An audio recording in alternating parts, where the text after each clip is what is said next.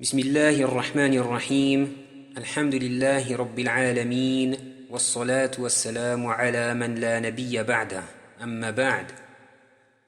Tout musulman et toute musulmane peut observer que nous vivons dans une époque de fitan, une époque de trouble, une époque de prolifération des sectes et des groupes s'affiliant à l'islam authentique.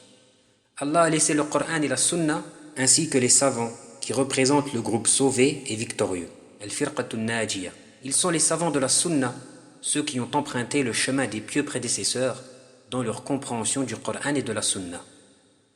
Ces savants sont présents à notre époque, walillahi alhamd, et ils sont là pour nous orienter et pour rectifier nos mauvaises compréhensions. Tashihul mafahim. Parmi les troubles qui ont touché notre communauté, le trouble du takfir, fitnatut takfir. On parle de fitna du takfir lorsque celui-ci est utilisé par des gens qui n'en sont pas aptes et qui font preuve d'extrémisme ou de laxisme à ce sujet. Parmi les savants qui ont mis en évidence et éclairci ce sujet délicat du takfir, il y en a un qui est considéré comme une personne auprès de qui on revient pour la fatwa et qui fait partie des grands savants de la sunna connus à notre époque, qui est le cheikh, le docteur Salih ibn Fawzan ibn Abdillah al-Fawzan. Le sujet dont va traiter le cheikh dans sa conférence est le takfir entre extrémisme et laxisme. Le cheikh va y développer des points essentiels sur cette question et des bases solides qui vont nous aider à mieux comprendre ce qu'est le takfir et les graves conséquences que peuvent impliquer sa mauvaise compréhension dans l'islam. Nous espérons que les auditeurs de cette conférence du Cheikh Salih al-Fawzan, traduite par le frère Abdel Malik Abu Adam, sera profitable et nous vous demandons d'être très attentifs à son écoute. Wabillahi tawfiq. Alhamdulillahi rabbil alamin. Al-qa'ilu huwa alladhi khalaqakum faminkum kafir wa minkum mu'min wallahu bima ta'maluna basir. Wassalatu wassalam ala nabiyyina Muhammad wa ala ahlihi wa ashabihi al-bashir al-nadhir. Amma ba'd. Ce sujet a une grande importance et c'est un problème qui date, ancien, mais il est revenu une nouvelle fois à notre époque, et cela pour plusieurs raisons. Parmi les raisons les plus apparentes, qillatul ilm, le peu de science, le manque de clairvoyance, et également la passion, al-hawa, qui circule auprès de beaucoup de gens. Et la passion est une chose très dangereuse. Et donc, ce chapitre, le chapitre du takfir, entre l'extrémisme et entre le laxisme, c'est un chapitre qui est très important, primordial. Et les savants ont développé ce sujet dans leurs traités, et plus particulièrement dans les livres de croyance. Et al-kufr, diddul iman, la mécréance, c'est le contraire de la foi, de la croyance. La croyance, c'est la foi en Allah, en ses livres, en ses prophètes, le jour du jugement. La foi en la prédestination, qu'elle soit dans le bien ou dans le mal, et elle a beaucoup de particularités. Elle comprend de multiples branches. Et la plus haute branche, c'est la parole « La ilaha illallah ». Il n'y a point de divinité méritant l'adoration si ce n'est Allah. Et le plus bas de ces branches est d'enlever du chemin tout ce qui l'obstrue. Wal-haya, la pudeur, c'est une des branches de la foi, comme nous l'a indiqué le prophète sallallahu alayhi wa sallam. Et cette foi se compose de la parole par la langue, la croyance par le cœur et l'acte par les membres. Cette foi, elle augmente par l'obéissance et elle diminue par la désobéissance. Ceci est al-iman, la foi. Et Allah a ordonné cette foi. Il a agréé pour ses serviteurs et il a envoyé les messagers, il a fait descendre les livres afin de prêcher cette foi et de l'éclaircir. Et dans le même temps, Allah Azza wa Jal, il déteste la mécréance pour ses serviteurs. Allah dit إن تكفروا فإن الله غني عنكم ولا يرضى لعباده الكفر وإن تشكروا يرضه لكم ولا تزر وازرة وزر أخرى. Si vous ne croyez pas, Allah se passe largement de vous. De ses serviteurs cependant, il n'agrée pas la mécréance. Et si vous êtes reconnaissant, il l'agrée pour vous. Nul pécheur ne portera les péchés d'autrui. Allah Azza wa Jal, il aime pour ses serviteurs la foi, qu'ils croient en lui. Et dans un même temps, il déteste pour eux la mécréance. Alors qu'il est riche, alors qu'il n'a pas besoin et qu'il se passe largement de ses serviteurs.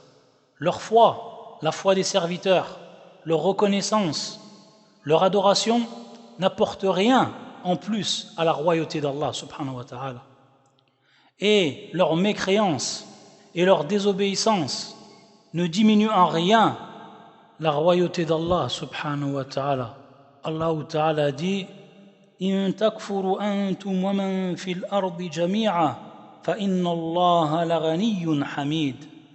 Si vous êtes ingrats, vous ainsi que tous ceux qui sont sur terre, sachez qu'Allah se suffit à lui-même et qu'il est digne de louange.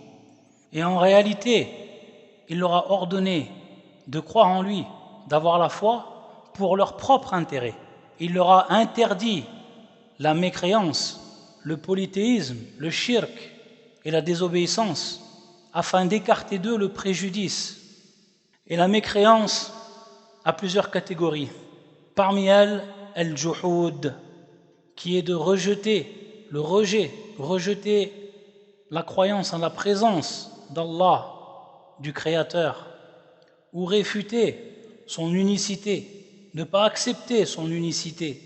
Et donc, le kufr dans le rejet, el-juhud, et le kufr de renier Allah subhanahu wa ta'ala, son existence, comme c'est le cas des athéistes, comme c'est le cas de ceux qui ne croient qu'au temps. Et également le kufr dans le shirk, le polythéisme, comme c'est le cas de ceux qui adorent les statues. Et ceux-là, ils affirment, ils reconnaissent Allah Azza wa Jal dans sa rububiyya, sa souveraineté. Ils le reconnaissent comme étant un créateur, comme étant le créateur. Mais ils ont associé avec lui un autre que lui dans l'adoration. Et comme c'est le cas de la plupart des gens. Depuis qu'Allah Azza wa Jal il a envoyé Adam, la plupart des gens possèdent ce shirk, possèdent ce kufr dans le shirk, dans le polythéisme. Ceci donc est le kufr shirk, le kufr, la mécréance propre au polythéisme, au shirk. Ils ont pris des associés avec Allah. Le troisième est le kufr nifaq, c'est celui qui est propre à l'hypocrisie, nifaq, qui est de montrer la foi en apparence, mais de cacher en soi-même, en son fort intérieur, la mécréance, le kufr. Et cela, c'est le pire, c'est le plus dangereux, car on y trouve la tromperie envers Allah et envers ses serviteurs. Et Allah Azza wa Jal, il a informé qu'il allait réunir les mécréants et les hypocrites tous ensemble dans le feu, le Jahannam, et que les hypocrites sont dans le plus bas niveau, fi dark al-asfal, dans le plus bas niveau du feu, de l'enfer. وَلَن تَجِدَ لَهُمْ نَصِيرًا, et tu ne trouveras pour eux de secoureurs. Et donc toutes les créatures ne sortent pas de ces trois catégories, sont inclus dans ces trois catégories. La première qui est le croyant, qui croit en intérieur et en apparence, et ce sont les envoyés et ceux qui les ont suivis. Ou alors ceux qui sont mécréants dans leur intérieur comme dans leur apparence, et ce sont les mécréants, ce sont les polythéistes, ceux qui ont renié les envoyés, malgré que eux, ils reconnaissent la souveraineté d'Allah subhanahu wa ta'ala. Et ensuite, al-munafiqun, les hypocrites, Et ces versets sont les suivants. Bismillahir-Rahmanir-Rahim. Alif Lam Mim. Dhalika al-kitabu la rayba fi. Hudan lil-muttaqin. Alif Lam Mim. Ceci est le livre au sujet duquel il n'y a aucun doute. C'est un guide pour ceux qui sont pieux. Al-muttaqin. Pour ceux qui sont pieux et vertueux. Donc ceux-là, ce sont les croyants. La première catégorie, les croyants, ceux qui croient en intérieur et à l'extérieur. الذين يؤمنون بالغيب ويقيمون الصلاة ومما رزقناهم ينفقون, qui croient à l'invisible, بالغيب, et accomplissent la prière, as-salah, et dépensent de ceux que nous leur avons attribués, c'est-à-dire la zakat. والذين يؤمنون بما أنزل إليك وما أنزل من قبلك وبالآخرة هم يوقنون. Ceux qui croient à ce qui t'a été descendu, révélé, et à ce qui a été descendu avant toi, et qui croient fermement à la vie future. أولئك على هدى من ربهم وأولئك هم المفلحون. Ceux-là sont sur le vrai chemin de leur Seigneur, et ce sont eux qui réussissent. Et ensuite, Allah, il a désigné, il a cité ceux qui sont les mécréants. Mécréants intérieurement et extérieurement. Et il dit, subhanahu wa ta'ala, « Inna alladhina kafaru sawa'un alayhim a'anzartahum am lam tunzirhum la yu'minun. » En vérité, les mécréants, cela leur est égal que tu les avertisses ou non, ils ne croiront pas. ختم الله على قلوبهم وعلى سمعهم وعلى أبصارهم غشاوة ولهم عذاب عظيم. Allah a scellé leur cœur et leurs oreilles, et un voile épais leur couvre la vue, et pour eux, il y aura un grand châtiment. Et ensuite, la dernière catégorie qui sont les hypocrites, ceux qui cachent le kufr et qui montrent en apparence l'islam. يقول الله ومن الناس من يقول آمنا بالله وباليوم الآخر وما هم بمؤمنين. Parmi les gens, il y a ceux qui disent nous croyons en Allah et au jour dernier, tandis qu'en fait, ils n'y croient pas. يخادعون الله والذين آمنوا وما يخدعون إلا أنفسهم وما يشعرون. Ils pensent pouvoir tromper Allah et les croyants, mais ils ne trompent qu'eux-mêmes et ils ne s'en rendent pas compte. في قلوبهم مرض فزادهم الله مرضا ولهم عذاب أليم بما كانوا يكذبون. Il y a dans leur cœur une maladie et Allah laisse croître leur maladie. Ils auront un châtiment douloureux pour avoir menti. Ensuite, les versets continuent jusqu'au verset Summun, Bukmun, Umyun, Fahum la yarji'un. Sourds, muets, aveugles, ils ne peuvent donc pas revenir. Allah subhanahu wa ta'ala a donc divisé les gens en ces trois catégories. Ensuite, il y a un kufr, une mécréance qui advient, qui survient. Et c'est ce qu'on appelle kufr ar-ridda, c'est-à-dire celui qui va sortir de l'islam. Yartad, ridda, celui qui sort de l'islam après avoir été musulman. Il se peut donc que la personne soit croyante en Allah Azza wa Jal, qu'elle suive le prophète sallallahu alayhi wa alihi wa sallam. Et ensuite, il survient, il advient en lui la mécréance. Et il se détourne donc de la religion. Et il devient mécréant. Il tombe alors dans une annulation, parmi les annulations de l'islam, an-nawaqid.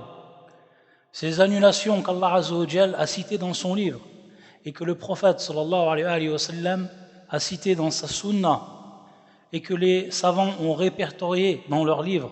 Ils ont traité des différentes catégories de le reniement de la religion, ridda, l'apostasie, les différentes catégories des annulations de l'islam, an-nawaqid, nawaqidul islam, et ceci de manière explicite et complète. Al-murtad, celui qui a renié sa religion, celui qui a apostasié, le prophète sallallahu alayhi wa sallam a ordonné de le tuer après qu'on lui ait demandé de revenir, qu'on lui ait demandé de se repentir. le prophète sallallahu alayhi wa sallam a dit, celui qui a changé sa religion, man baddala dinahu faqtulu, alors tuez-le. Et le prophète sallallahu alayhi wa sallam a dit, le sang du musulman n'est pas licite sauf dans 3 cas. An-nafsu bin-nafs, l'âme par l'âme, c'est-à-dire donc lorsqu'une personne tue une personne, la sentence c'est qu'il soit condamné à son tour à mort. Wa-thayyibu zani, celui qui a consommé son mariage, donc de manière licite, et qui ensuite a commis l'adultère. Wa-tariku li-dinihi, celui qui délaisse la religion. Al-mufariqu lil-jama'a, et qui se sépare de al-jama'a, du groupe. Donc celui-là est al-murtad, celui qui a apostasié. Celui qui a apostasié après avoir été musulman.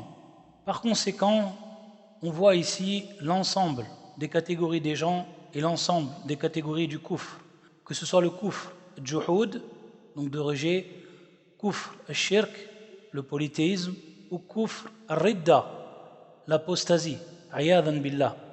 Le musulman, il a peur pour soi-même, il a peur pour ses frères, qu'il advienne une apostasie pour lui-même ou pour eux, et qu'il sorte de l'islam à cause des troubles, fitan, qui adviennent et qui se multiplient à la fin des temps. Le prophète sallallahu alayhi wa sallam a dit, précipitez-vous à faire de bonnes œuvres, car il va avoir des fitan, des troubles, comme une nuit sombre, comme si on traversait une nuit qui est sombre, où on ne voit rien, sans lumière. En ce temps, la personne, elle est au matin croyante, et elle devient le soir mécréante. Et elle est, durant le soir, croyante, et elle devient au matin mécréante. Il vend sa religion pour une chose de cette vie, de cette dunya. Et le musulman, il n'est pas à l'abri, et ils ne se sont pas à l'abri de la fitna, des troubles. Et il faut savoir que beaucoup de gens qui avaient toutes leurs raisons, qui possédaient des sciences, qui avaient une compréhension, et pourtant, ils ont apostasié. Et cela à cause des fitan, des troubles, ash-shurur, des maux qui adviennent. Et c'est dans ce sens que le prophète Ibrahim, al-Khalil, Ibrahim, alayhi salam, il a eu peur pour lui-même lorsqu'il a dit وَجُنُبْنِي وَبَنِيَّ أَن نَعْبُدَ الْأَصْنَامِ رَبِّ إِنَّهُنَّ أَضْلَلْنَ كَثِيرًا مِنَ النَّاسِ فَمَنْ تَبِعَنِي فَإِنَّهُ مِنِّي وَمَنْ عَصَانِي فَإِنَّكَ غَفُورٌ رَحِيمٌ. Et préserve-moi ainsi que mes enfants de l'adoration des idoles. Ô mon Seigneur, elles ont égaré beaucoup de gens. Quiconque me suit fait partie des miens. Quant à celui qui me désobéit, c'est toi, le pardonneur, le très miséricordieux. Il a eu peur donc de la fitna, du shirk, alors qu'il était sur le tawhid. Il a donc eu peur d'adorer les idoles, les statues. Et c'est pour cela que le musulman, tant qu'il est en vie, il reste exposé au fitan, aux troubles, il reste exposé au shirk, au polythéisme, sauf celui qu'Allah Azza wa Jal a affermi sur le droit chemin, sur la vérité, tout en sachant, en prenant en compte que les du'at, les prédicateurs de la fitna, les prédicateurs du dalal, de l'égarement, sont nombreux et qui sont aujourd'hui en possession de moyens qui n'existaient pas avant. Et par ces moyens qu'ils possèdent pour propager le fitna, pour propager le shirk, ils atteignent les gens dans leur propre maison, dans leur propre lit, par ces moyens médiatiques utilisés pour faire dévier les gens. Donc la personne, elle craint pour elle-même. Elle demande à Allah Azza wa Jal al-thabat, le raffermissement sur la vérité, sur le droit chemin, pour elle et pour sa descendance, pour ses proches. Et comme a dit Ibrahim, et préserve-moi ainsi que mes enfants de l'adoration des idoles. La mécréance donc peut être une mécréance d'origine, une mécréance d'hypocrisie, nifaq, et une mécréance d'apostasie, ridda, et c'est la plus dangereuse. L'apostasie, c'est ce qu'il y a de plus dangereux pour le musulman. Mais juger de mécréance une personne est une chose très dangereuse. Et ceci revient uniquement aux gens de science. Ahlul ilm, seuls les gens de science sont concernés lorsqu'il s'agit de rendre un jugement sur la mécréance d'une personne. Seuls les gens de clairvoyance sont concernés, ceux qui appliquent le jugement en fonction de ce qu'impliquent les preuves du Coran et de la Sunna. Et cela donc ne concerne en aucun cas les ignorants. Et même s'ils ont de la jalousie pour leur religion, et même s'ils ont de l'amour pour leur religion, il n'est pas permis pour eux de rentrer dans cela, dans ce domaine, sans avoir la clairvoyance, sans avoir la bonne compréhension al-fiqh de la religion d'Allah Azza wa Jal. Car le takfir, rendre une personne mécréante, est quelque chose qui est très dangereux. Car si un musulman dit à son frère « Ô mécréant, ô pervers, fasiq, ô adou Allah, ô ennemi d'Allah », et dans le cas où la personne n'est pas comme ce qu'il a prétendu, alors cette appellation, elle revient sur lui, sur celui qui l'a dit. Wala hawla wala quwwata illa billah. Il faut que la personne soit sûre et certaine en ce qui concerne ce point qui est très dangereux. On ne rentre donc dans ce domaine qu'avec clairvoyance, afin de ne pas dévier, car les Khawarij, ils ont porté un jugement sur les Sahaba, et notamment les 4 califes bien guidés, comme Uthman, comme Ali, ils les ont jugés par le kufr, par la mécréance. Alors qu'en est-il pour ceux qui sont à un moindre niveau que les Sahaba? Et cela n'est le résultat que de leur ignorance. Malgré leur adoration, malgré la peur d'Allah qu'ils avaient, malgré leurs prières, leurs jeûnes, leur lecture du Coran, ils sont rentrés dans ce domaine, le domaine du takfir, et ils se sont égarés, et ils ont égaré les autres. Wala hawla wala quwwata illa billah. Le prophète sallallahu alayhi wa sallam a dit à leur propos: vous mépriserez votre prière comparée à la leur, et votre jeûne comparé au leur. Ils lisent le Coran sans que ce dernier ne dépasse leur clavicule, c'est-à-dire qu'il n'atteint pas leur cœur, indiquant ainsi leur ignorance. Ils quittent l'islam comme la flèche qui traverse sa proie. Si vous les rencontrez, alors tuez-les. Si moi je les atteindrai, je les anéantirai comme a été anéanti le peuple de Ad. Il y a une récompense dans le fait de les tuer. Et ce qui les a fait tomber dans cela, c'est l'ignorance, c'est l'empressement irréfléchi, sans science, et comme ils disent, par jalousie pour la religion. Mais tout ceci, si ce n'est pas accompagné de science, de clairvoyance, alors c'est très dangereux pour celui qui en est l'auteur. En leur temps, ils se sont écartés des savants, ils ont mis de côté les savants. Ils se sont mis à l'écart des savants parmi les sahaba. Ils ont même été à les rendre mécréants. Ils se sont réunis dans des endroits secrets, loin des regards, afin de s'enseigner entre eux leur égarement. Ils se sont sufis à leur propre compréhension. Ils ont délaissé les savants. Alors, il s'est passé ce qui s'est passé comme égarement. Et le prophète, sallallahu alayhi wa sallam, a mis en garde contre eux. Il a ordonné de les tuer et d'abroger les souffrances que subissent les musulmans à cause de leur mal. Et malgré les adorations qu'ils avaient, malgré la peur d'Allah qu'ils avaient, mais tout ceci n'est pas valable, n'apporte rien si ce n'est pas accompagné de science, si ce n'est pas accompagné de clairvoyance, de compréhension, de fiqh. Et par conséquent, s'ils s'éloignent des savants, s'ils s'éloignent des gens de science, des gens de clairvoyance, alors cela les amènera à leur perte. Et l'érudit Ibn al-Qayyim, rahimahullah, il dit à leur propos, al-Khawarij, il dit à leur propos, ils ont eu une mauvaise compréhension des textes du Coran, de la Sunna.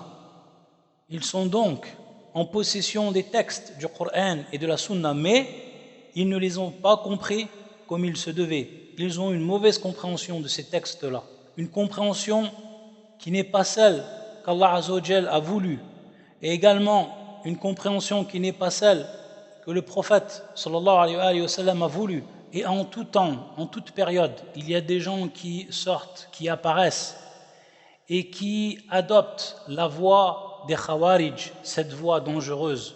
Et concernant le jugement de ce point, nous disons que celui qui a prononcé Ash-Shahadatayn, celui qui a prononcé les 2 témoignages de la foi, puis qui a pratiqué en apparence l'islam, alors nous le considérons comme tel, comme musulman.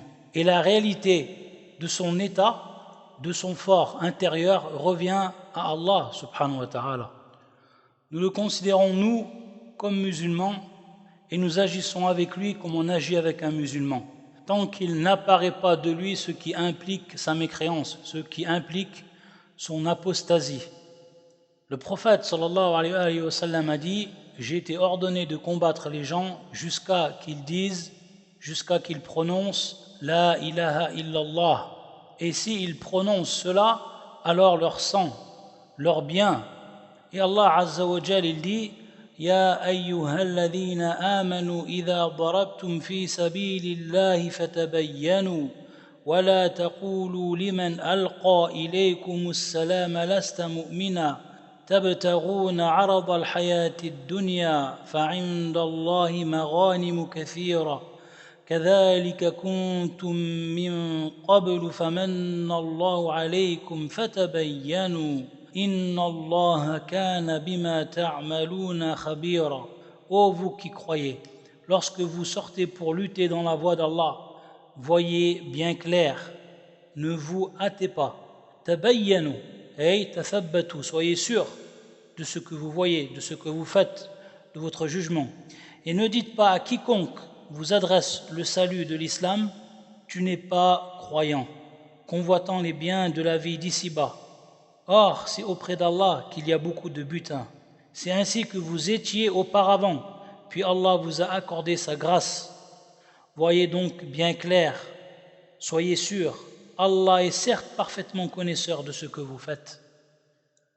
Et durant une bataille du temps du prophète sallallahu alayhi wa sallam, Usama ibn Zayd et un autre compagnon parmi les Ansar sont allés à la poursuite d'un mécréant pour le tuer.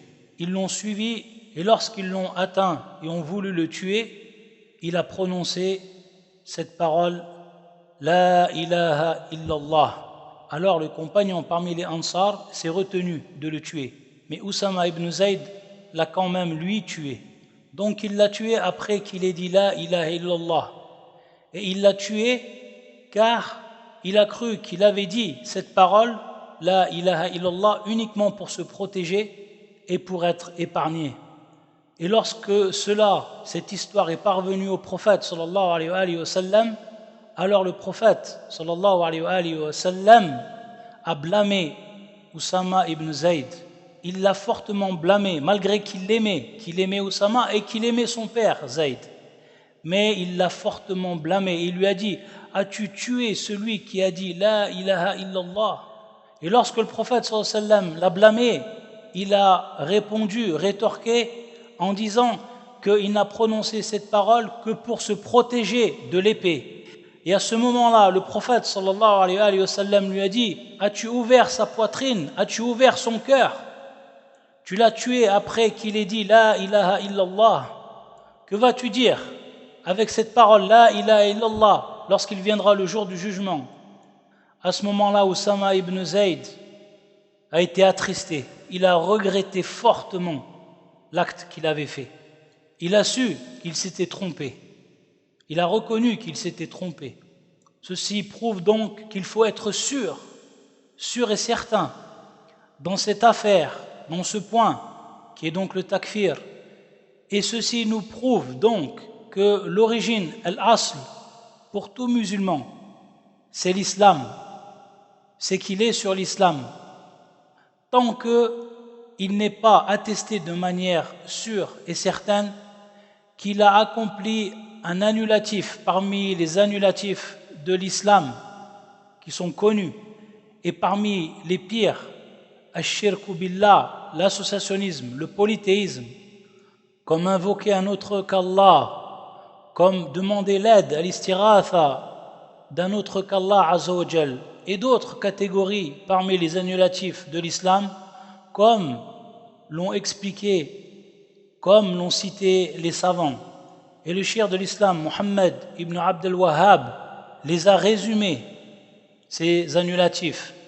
Et il en a compté 10 annulatifs, qu'il a réunis dans un exposé. Et ce sont ceux qui arrivent le plus.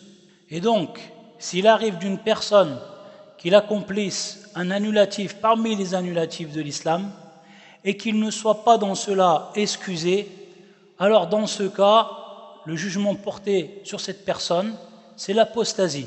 Mais cela revient aux savants. Ce jugement est relégué aux savants. C'est eux qui portent le jugement sur une personne. Et cela ne revient en aucun cas aux pseudo-étudiants, aux débutants dans la science, aux ignorants, aux adorateurs qui sont ignorants. Ce jugement revient aux gens de science. Ensuite, s'il advient d'une personne qu'il accomplisse, qu'il tombe dans un annulatif parmi les annulatifs de l'islam, alors on lui éclaircit, on l'informe, on lui explique ce dans quoi il est tombé et on lui demande de se repentir, de revenir de son erreur. Et on ne s'empresse pas de le juger, car il se peut qu'il ait une excuse. Cette excuse empêche qu'on le juge par l'apostasie, qu'on lui fasse donc son takfir. Et parmi ces excuses, l'ignorance, al-jahl, al-udhr bil-jahl. Il se peut que la personne elle ignore que ceci annule son islam, que dans ce quoi il est tombé, c'est un annulatif parmi les annulatifs de l'islam. Alors dans ce cas, on lui éclaircit, on l'informe, on lui explique ce dans quoi il est tombé. Deuxièmement, parmi les excuses, il se peut qu'il ait fait ça sous la contrainte. Il soit donc contraint à faire cela, pas par son choix, pas délibérément.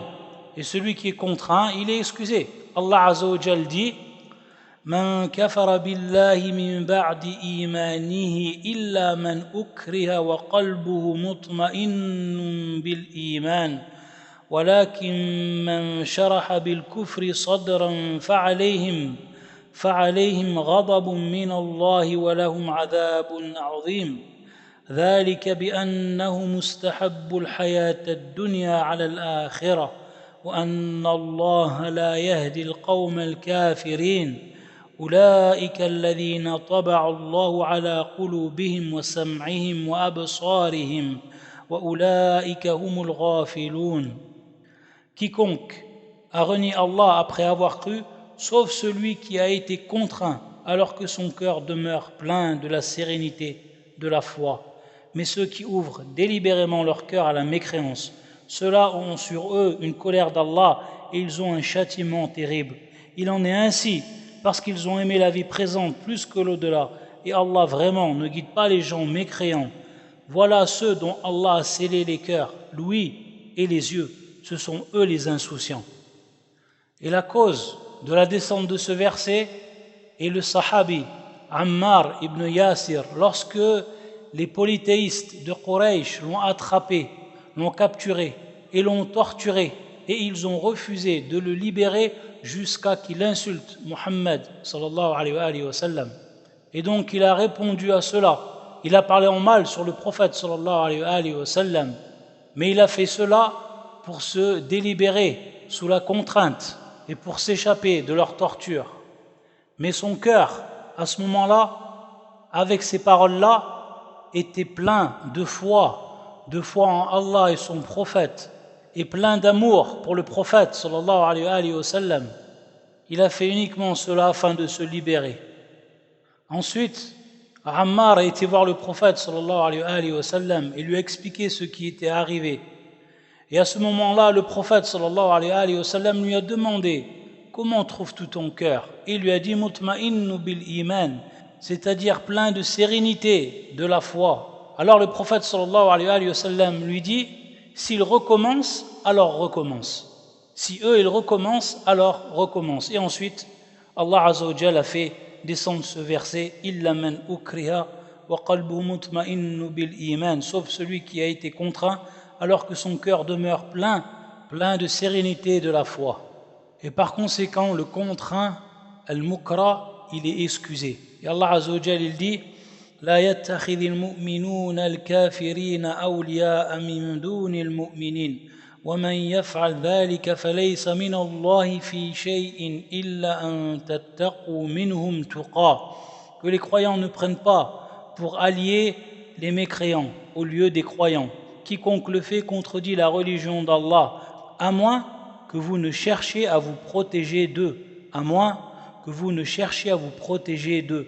Illa an tattaqu minhum tuqa. Donc celui qui est contraint, il lui est permis à ce moment-là de dire des paroles de mécréance, mais avec une condition, c'est que son cœur à ce moment-là, à cet instant-là, soit plein de sérénité de la foi. Wa qalbuhu mutma'innu bil iman, comme cela est arrivé à Ammar ibn Yasir radiyallahu ta'ala anhu. Ensuite, parmi les autres excuses concernant celui qui tombe dans un annulatif parmi les annulatifs de l'islam, c'est qu'il soit muta'awwil, c'est-à-dire qu'il a interprété, qu'il soit tombé dans une mauvaise interprétation. Il ne l'a pas fait exprès, mais sa compréhension d'un verset ou d'un hadith est fausse, est faussée. Ensuite, il va dire des paroles d'égarement, des paroles qui sont basées sur sa fausse interprétation. Donc lui aussi, on lui explique, on met en évidence que sa compréhension est fausse. Si ensuite il revient sur son erreur, alors on accepte cela de lui. Et à titre d'exemple, il est arrivé du temps de Omar, radiyallahu ta'ala anhu, qu'il y a certaines personnes qui ont bu du khamr, de l'alcool, boisson enivrante, et ils ont fait cela en interprétant faussement un verset. Wallah Azza wa Jal, il dit يا أيها الذين آمنوا إنما الخمر والميسر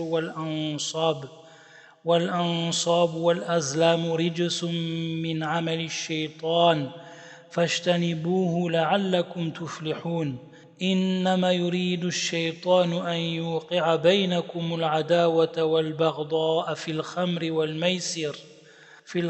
والميسر ويصدكم عن ذكر الله وعن الصلاة فهل أنتم منتهون وأطيعوا الله وأطيعوا الرسول واحذروا فإن توليتم فاعلموا أنما على رسولنا البلاغ المبين ليس على الذين آمنوا وعملوا الصالحات جناح فيما طعموا إذا ما اتقوا وآمنوا وعملوا الصالحات ثم اتقوا وآمنوا ثم اتقوا وأحسنوا والله يحب المحسنين. Ô vous qui croyez le vin, les boissons enivrantes, le jeu de hasard, les flèches de divination ne sont qu'une abomination, œuvre du shaitan, du diable. Écartez-vous-en strictement, afin que vous réussissiez. Le shaitan, ne veut que jeter parmi vous à travers le vin et le jeu de hasard l'inimité, la haine, et vous détourner de l'évocation d'Allah et de la prière, salah. Allez-vous donc y mettre fin? Obéissez à Allah et obéissez aux messagers et prenez garde. Si ensuite vous vous détournez, alors sachez qu'il n'incombe à notre messager que de transmettre le message clair. Ce n'est pas un péché pour ceux qui ont la foi et font de bonnes œuvres en ce qu'ils ont consommé, pourvu qu'ils soient pieux et qu'ils croient et qu'ils fassent de bonnes œuvres, puis qu'ils continuent d'être pieux et de croire et qu'ils demeurent pieux et bienfaisants, car Allah aime les bienfaisants. Ce verset, et plus particulièrement le dernier, est descendu sur des personnes qui avaient bu de l'alcool avant qu'il soit prohibé, avant qu'il soit interdit. Ils ont bu donc ces boissons enivrantes au début de l'islam, avant que cela soit interdit. Ainsi, ils continuèrent à consommer les boissons enivrantes jusqu'à leur décès. Et après leur décès, l'interdiction est descendue dans le Coran. Et une fois que cette interdiction est venue, leurs proches ont regretté pour eux ce qui était arrivé. C'est-à-dire qu'ils sont morts alors qu'ils avaient l'habitude de consommer ces boissons enivrantes. Ils ont ainsi dit, nos proches buvaient de l'alcool, nos proches buvaient des boissons enivrantes, et ils ont eu peur pour eux. Alors, le verset du Coran est descendu, le suivant, لَيْسَ عَلَى الَّذِينَ آمَنُوا وَعَمِلُوا الصَّالِحَاتِ جُنَاحٌ فِيمَا طَعِمُوا إِذَا مَا اتَّقَوْا وَآمَنُوا وَعَمِلُوا الصَّالِحَاتِ.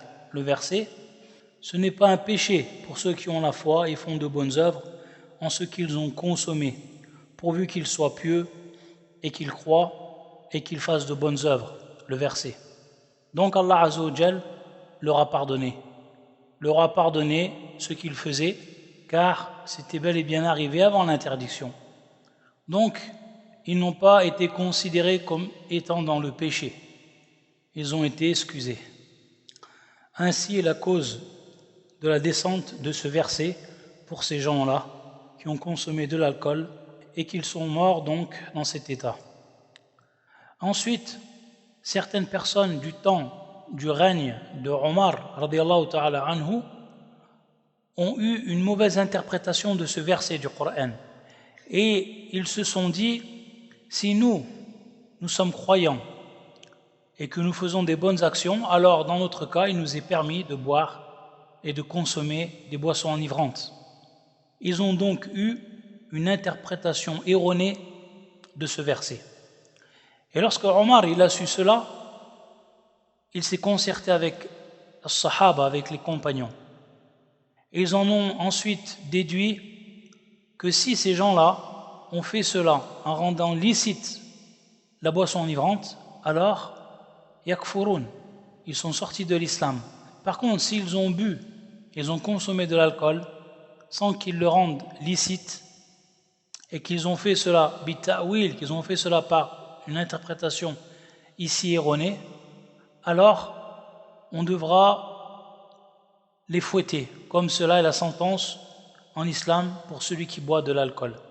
Et donc Omar, lorsqu'il a été les voir et qu'il a discuté avec eux à propos de leur acte, il a compris qu'ils avaient donc une interprétation qui était fausse, qui était erronée. Et donc ce qu'il a fait, c'est qu'il les a fouettés.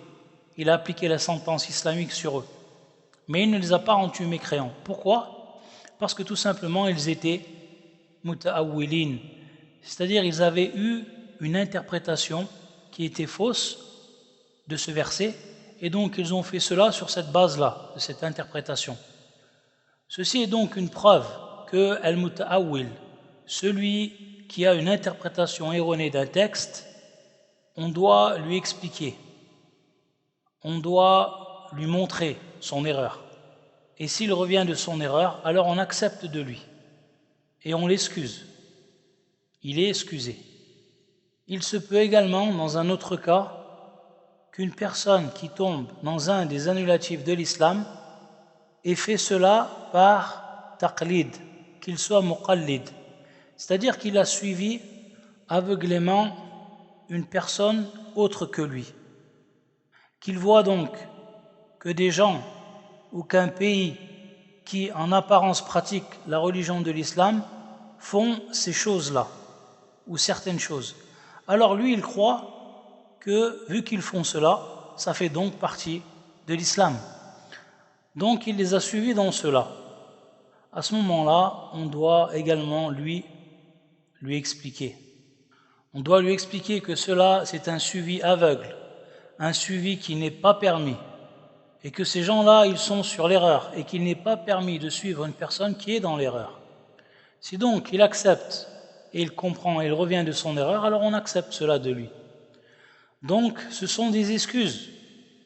Ce sont des excuses par lesquelles on pardonne, on excuse à la personne qui tombe dans un des annulatifs de l'islam. Et on écarte de lui le jugement de l'apostasie, vu qu'il a une excuse. Mais qui s'occupe de cela? À qui est reléguée cette grande question? Elle est reléguée uniquement aux savants. Aux savants, pas à l'ignorant. Surtout pas à l'ignorant. Et même s'il apprend et s'il connaît par cœur des textes du Coran et de la Sunna, ce n'est pas toute personne qui apprend par cœur des textes qu'il a une bonne compréhension de ces textes-là. Ceci est un fiqh, une compréhension qu'Allah Azza wa Jal il donne à qui il veut. Allah il donne la sagesse à qui il veut. Et celui à qui la sagesse a été donnée, alors il a obtenu un grand bien. Et la sagesse, le hikmah, c'est le fiqh, c'est la compréhension, la bonne compréhension, la compréhension saine dans la religion d'Allah. Et la science, ce n'est pas une multitude de mémorisation des textes du Coran et de la Sunna. La science passe par la compréhension, c'est la compréhension. La connaissance, savoir ce qu'Allah Azza wa Jal et son prophète ont voulu. Les savants donc, ce sont ceux à qui on retourne dans ces questions-là, les questions de takfir. C'est une obligation de revenir à eux dans ces questions-là. Et les gens, au vu du takfir, sont partagés en 3 catégories. 2 extrémismes et un juste milieu. La première extrémité sont représentés par ceux qui sont durs, ceux qui sont extrémistes, qui sont dans l'exagération, ceux qui ont suivi la voie des Khawarij, des Kharijites, parmi ceux qui ont précédé les premiers Kharijites. Alors ils commencent à faire le takfir des musulmans. Ils rendent licites leurs biens et leur sang en se basant sur leur compréhension, à eux, leur mauvaise compréhension des textes. Ceci est l'extrémisme dans le takfir. Un extrémisme dans le takfir sans clairvoyance, sans science. Et parmi les causes de leur exagération dans le takfir est le fait qu'ils ne sont pas revenus aux savants. Et de même, on fait al-Khawarij, les premiers Khawarij. Eux, ils ne sont pas revenus aux grands savants parmi as-Sahaba, aux grands savants parmi les compagnons. Ainsi s'est produit ce qui s'est produit comme égarement et comme fitna, comme trouble. Et ceci est le résultat de ne pas prendre la science auprès des grands savants, de délaisser les grands savants, et donc de prendre cette science auprès de gens qui ne sont pas habilités. Cela cause l'exagération, l'extrémisme, le mal, la dureté. Et ce mal-là ne se restreint pas uniquement à ses auteurs, mais il touche tous les musulmans. Les Khawarij, qui sont les Khawarij? Ce sont ceux qui combattent le gouverneur musulman, ceux qui se révoltent contre le gouverneur musulman. Ils brisent le lien de l'obéissance qu'il y a envers le gouverneur et ils divisent la communauté, ils divisent le groupe, al-Jama'a, le groupe des musulmans. Ils font l'apostasie des musulmans en ce qui concerne les grands péchés, ceux qui sont en dehors du shirk, du polythéisme. Ils les rendent mécréants par le simple fait qu'ils pratiquent l'usure, l'intérêt, riba, qu'ils consomment de l'alcool, par l'adultère également, par le vol. Ils les rendent mécréants à cause de ces pratiques. Mais ces pratiques-là n'arrivent pas au degré de la mécréance, mais sont des grands péchés, restent dans le domaine du grand péché. On juge son auteur comme étant un pervers. On juge son auteur par la perversité et que sa foi est affaiblie, diminuée, et on applique sur lui la sentence, s'il y a une sentence islamique concernant l'acte qu'il a accompli. Comme la sentence propre à l'adultère, propre à la consommation d'alcool, propre au vol, également la loi du talion, un nafs bin nafs, mais il reste musulman. Et s'il n'était pas musulman, on n'aurait pas appliqué sur lui la sentence. Car la sentence n'est pas appliquée pour le mécréant. Le mécréant est condamné pour son koufr, pour sa mécréance. Mais les sentences sont appliquées sur les pécheurs parmi les musulmans. Les auteurs des grands péchés, on ne les juge pas comme étant des mécréants. On ne les juge pas par la mécréance. Ceci est l'acte des Khawarij. Ils jugent une personne mécréant car il a pratiqué un des grands péchés qui est en dehors du shirk, du polythéisme. C'est ainsi qu'ils ont rendu licite le sang des musulmans. Ils ont donc tué des musulmans et épargné les mécréants, comme les a décrits le prophète sallallahu alayhi wa sallam. Par sa parole, il tue les gens de la foi et délaisse les gens qui adorent les statues. Jamais il n'a été connu que Al-Khawarij, ils ont combattu les mécréants, ils ont tué les mécréants. Mais les Khawarij s'occupent et combattent uniquement les musulmans, et cela en tout temps. Wala hawla wala quwwata illa billah. Ce sont donc eux, Al-Khawarij, qui combattent le gouverneur musulman, qui brise le lien de l'obéissance, qui divise la communauté musulmane, qui rendent licite le sang des musulmans, car ils les ont jugés comme étant des mécréants à cause de leur pratique de certains grands péchés qui sont en dehors du polythéisme. Et cela est à cause de leur ignorance de la religion d'Allah. Ils prennent comme argumentation des preuves sans faire revenir ces mêmes preuves à d'autres textes qui les expliquent, qui les détaillent. Et dans le Coran, il y a des versets qui sont muhkam, qui sont clairs, qui sont sans équivoque, et d'autres qui peuvent prêter à des interprétations diverses. Et Allah Azza wa Jalla dit هو الذي أنزل عليك الكتاب منه آيات محكمات هن أم الكتاب وأخر متشابهات فأما الذين في قلوبهم زيغ فيتبعون ما تشابه منه ابتغاء الفتنة وابتغاء تأويله. C'est lui qui a fait descendre sur toi le livre. Il s'y trouve des versets sans équivoque qui sont la base du livre, et d'autres versets qui peuvent prêter à des interprétations diverses. Les gens donc qui ont au cœur une inclinaison vers l'égarement mettent l'accent sur les versets à équivoque, cherchant al-fitna, la dissension, en essayant de trouver une interprétation.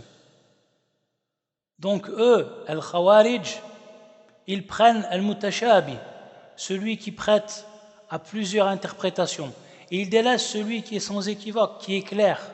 Ils ne font pas revenir donc celui qui prête à interprétation, al-mutashabih, à celui qui est clair, sans équivoque, al-muhkam, celui-là même qui explique, qui met en évidence le véritable sens des versets qui sont mutashabihat, qui prêtent donc à plusieurs interprétations.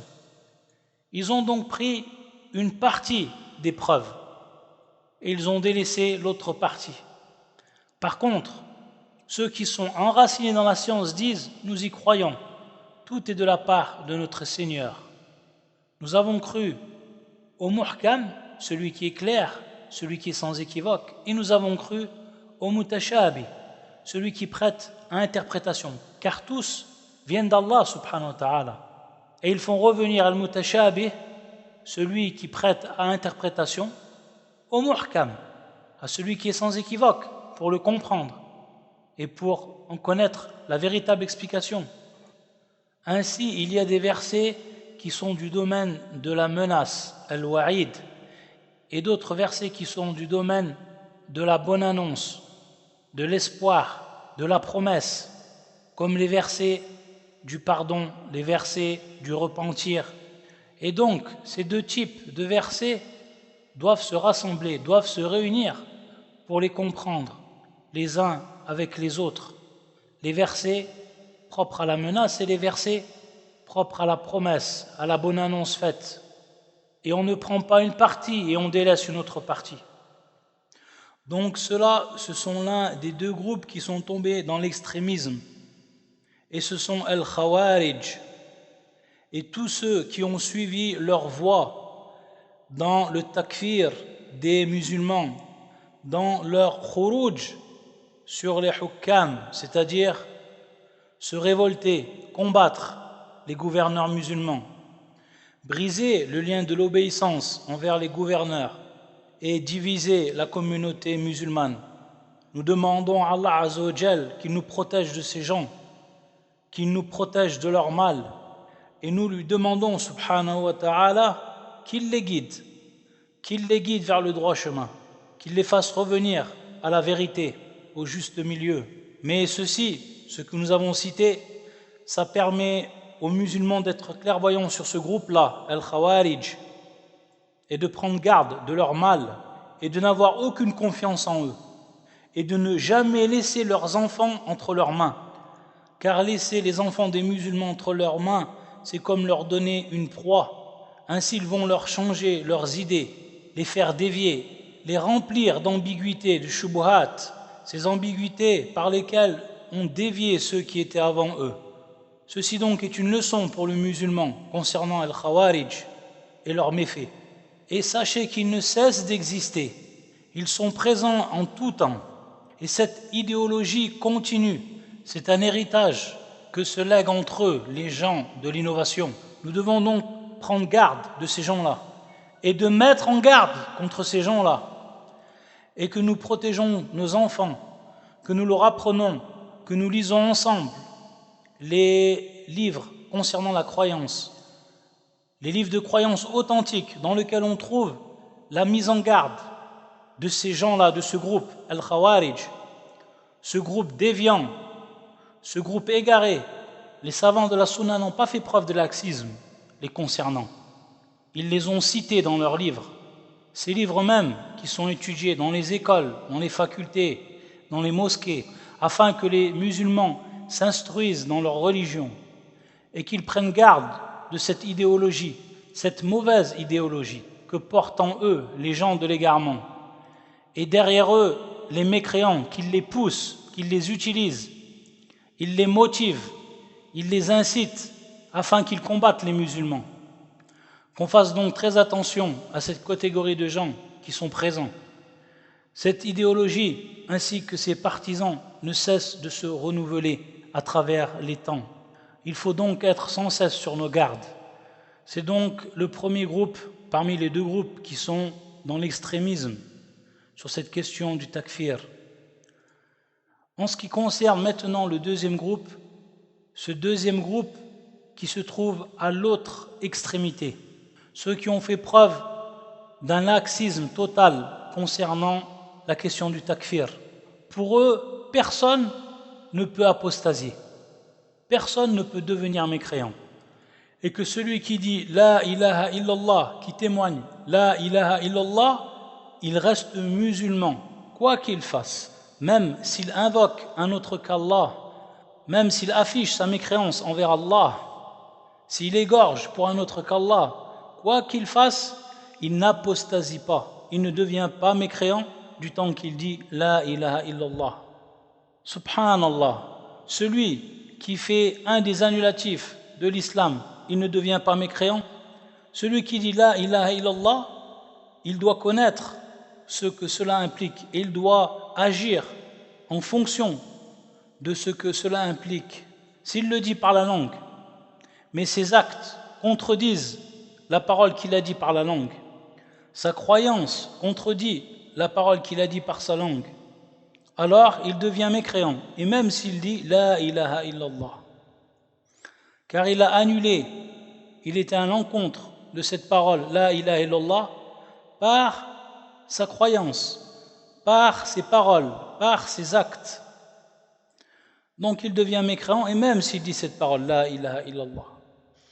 Et c'est pour ça que le prophète sallallahu alayhi wa sallam a dit au sujet de celui qui dit La ilaha illallah que son sang, que ses biens deviennent illicites. Illa bihaqqiha, c'est-à-dire qu'il se conforme à cette parole, qu'il accomplisse ce qu'implique cette parole, et il s'écarte de ce qui va à l'encontre de cette parole, de ce qui annule cette parole, qu'il annule par des croyances, par des actes, par des paroles nombreuses. Donc ce n'est pas toute personne qui dit la ilaha illallah qu'on va le juger musulman de manière continuelle, sauf s'il s'écarte de ces annulations. Certains non, ne sont pas d'accord avec cela. Ils disent, tant que la personne dit la ilaha illallah, qu'il l'a cru avec son cœur, qu'il l'a dit avec sa langue, et même s'il invoque un autre qu'Allah, et même s'il égorge pour un autre qu'Allah, qu'il fasse un sacrifice pour un autre qu'Allah, ou qu'il demande l'aide des morts, quoi qu'il fasse, il reste musulman. Ceci, c'est du laxisme, wa iyadan billah. C'est du laxisme et l'abolition des textes religieux. De même que les Al-Khawarij, ils ont pris une partie des textes, ceux-là ont pris une autre partie qu'une partie des textes religieux.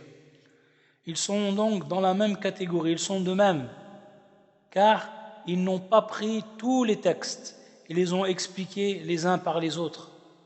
Ils ont fait ramener ces textes aux autres textes. Et ceux-là sont al-murji'a. Ceux-là sont al-murji'a. Ceux-là même qui disent qu'aucun acte de désobéissance n'a d'incidence sur la foi, sur l'iman, comme l'obéissance n'a d'utilité avec la mécréance. Ceci est leur voie. Parmi eux, il y a ceux qui disent que l'iman, c'est la croyance par le cœur, et même s'ils ne prononcent rien, avec sa langue. Et d'autres qui disent, parmi ce groupe, que la foi, c'est la prononciation. C'est la prononciation par la langue, et même si son cœur ne croit pas. Et d'autres qui disent que la foi, que l'iman, que la foi, c'est la croyance avec le cœur, la parole avec la langue, et même s'il ne fait rien avec ses membres. Toutes ces paroles sont des paroles de irja, ce sont des paroles d'égarement, et cela est dû au laxisme, au laisser-aller. Eux, ils sont en opposé total avec Al-Khawarij. Parmi eux, aujourd'hui, certains ignorants, parmi les journalistes, parmi les écrivains, ils ont pris ce madhab, cette voie, la voie des murji'a, et ils appellent à ne rendre mécréant personne et qu'on ne peut juger d'apostasie qui que ce soit et qu'il suffit de s'appeler par le nom de l'islam et même s'il fait ce qu'il fait comme annulatif de l'islam et qu'il va à l'encontre de la religion de l'islam, ils disent nous ne le jugeons pas par la mécréance. Ceci est un laxisme qui est apparent et un égarement clair. Et ceux qui se trouvent au milieu, ce sont les gens de la sunna, ahlus sunnati wal jama'a, ceux qui se sont désavoués de la voie des khawarij, se sont désavoués également de la voie des murji'a, et ceux qui ont emprunté leur voie. Sur ce point, ils ont été dans le juste milieu. Ils disent celui qui a accompli un des annulatifs de l'islam et qui n'est pas excusé, qui n'a pas d'excuse, comme on l'a détaillé auparavant, alors celui-là, on le juge par la mécréance. On le juge comme étant une personne qui a apostasié. Et même s'il dit « La ilaha illallah », et même s'il jeûne, et même s'il prie, et qu'il fait le pèlerinage, du temps qu'il a une croyance qui est fausse, ou alors qu'il a des actes qui le font sortir de l'islam, et qu'il n'a pas une excuse parmi les excuses qui rejettent la mécréance, qui font rejeter la mécréance, alors celui-là, on le juge comme mécréant. On dit qu'il a apostasié. Et ceci en rassemblant les textes religieux, les textes propres à la menace et les textes propres au pardon, à l'espoir, etc. Les gens de la sunna ont donc eu une position de juste milieu entre les textes qui ont été utilisés par les khawarij et les textes qui ont été utilisés par les Murji'a. Les gens de la Sunna disent, celui qui a exécuté un annulatif de l'islam et qui n'est pas excusé, qui n'a pas d'excuse, alors on lui explique, on lui met en évidence son erreur. Et si il insiste, il n'accepte pas les conseils, les directives, alors on le juge par l'apostasie. Et même s'il dit la ilaha illallah, et même s'il jeûne, même s'il prie, car il est à l'encontre de cela, par sa croyance, par ses actes, par ses paroles, il est à l'encontre de l'islam. Il s'est opposé ainsi à l'islam. Par contre, celui qui n'a pas accompli un annulatif de l'islam, mais qui a accompli un grand péché parmi les grands péchés de l'islam, al-kaba'ir, qui ne rentre pas dans le polythéisme, comme l'adultère, comme boire l'alcool, comme le vol, et d'autres parmi les grands péchés, alors celui-là, on ne dit pas qu'il a une foi qui est complète, qui est parfaite, comme le disent al-Murji'a. Et on ne dit pas que c'est un mécréant pur, comme le disent al-Khawarij. Mais nous disons, il est croyant de par sa foi, et il est pervers de par ses péchés. Ils l'appellent croyant, mais d'une foi qui est incomplète, qui a diminué. Ils disent donc qu'il a l'origine même de la foi, mais qu'il n'a pas une foi qui est complète. Donc, tant qu'il n'est pas rentré dans la mécréance, il garde l'origine même de la foi, même si cette foi a diminué, même si cette foi n'est pas complète. Mais nous ne le jugeons pas par la mécréance, par l'apostasie, comme l'ont fait al-Khawarij. Et on ne dit pas qu'il a une foi qui est complète, parfaite, comme le disent al-Murji'a. Mais les gens de la Sunna, ils disent, c'est une parole dite avec la langue, une croyance du cœur, des actes par les membres, qui augmentent avec l'obéissance et qui diminuent avec la désobéissance. La foi diminue avec la désobéissance, pas comme le disent al-Murji'a, qui ne voient aucune incidence par la désobéissance sur la foi, et pas comme le disent les al-Khawarij, que cette foi-là se dissipe, s'annule totalement par l'accomplissement des grands péchés. Ceci est un point qui est très très dangereux. La question du takfir entre l'exagération et le laxisme, entre l'extrémisme et le laxisme. Et l'obligation, c'est de s'accrocher à la voie des gens de la sunna, al-sunnati wal jama'a. C'est la voie du juste milieu, la voie du livre et de la sunna. Mais cela ne peut s'acquérir que par la connaissance, par la science. Et auprès de qui ? Auprès des savants qui sont enracinés dans cette science. Et étudier les livres des gens de la sunna, et s'écarter des écrits, des livres qui traitent de l'égarement, qui ont été écrits, composés par les gens de l'égarement, par les gens de l'ignorance, ou al-muta'alimoun, les pseudo-étudiants. Mais nous prenons les moyens qui nous permettent d'apprendre la science utile, qui nous permettent d'accomplir des œuvres utiles. Qu'Allah Azza wa Jal accorde la science utile à tous, la sincérité dans les actes et dans les paroles. Wa sallallahu ala nabiyyina Muhammad wa ala ahlihi wa ashabihi ajma'in.